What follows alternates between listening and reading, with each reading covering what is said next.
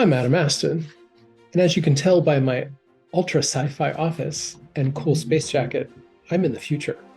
So, I work back at RMI in the day before we solved the climate crisis. And you may think I look the same as then, but one of the wonderful effects of solving the climate crisis is I stopped worrying, barely have aged at all. The downside, though, is I've been a little bit bored. Since we solved the climate crisis, what else is there to do? So I've started making documentaries.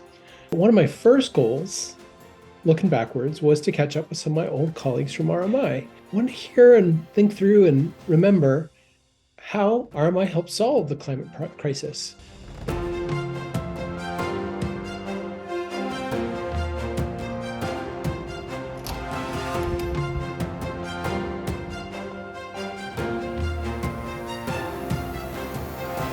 A lot of progress was made in 2022 when RMI designed the state scorecards.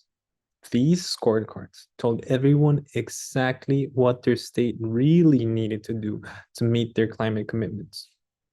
And the states took it to heart. They got to work. In 2022, RMI made a tremendous splash at New York Climate Week and COP27. We flooded the social landscape, increasing global awareness about climate issues and RMI solutions. Well, in 2022, RMI helped get the Inflation Reduction Act passed. We wrote so many articles about how the IRA would make a difference that it actually did make a difference. Yeah, in 2022, we started to tell more stories about how RMI's work affects people, like the Pembroke story. The change really started in 2022 when we introduced these new story forms, Clean Energy 101s, the reality checks, and they really explained our work at RMI and busted some key myths about clean energy that allowed the energy transition to start full speed ahead. It really started to turn around in 2022. That's when RMI program teams finally got with the program and started contributing 10% of the restricted dollars to communications.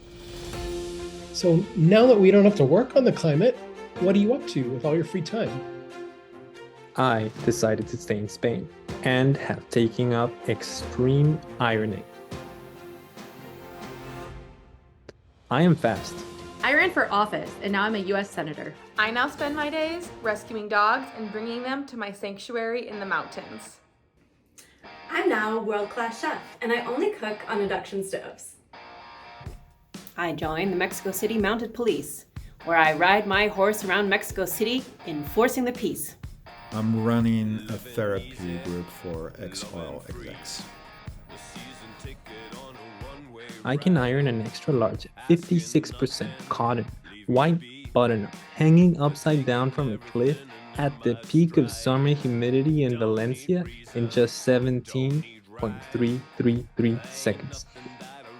The one person I couldn't get in touch with, John Kreitz. He's a rock star now, too famous to find. Here's what he's up to.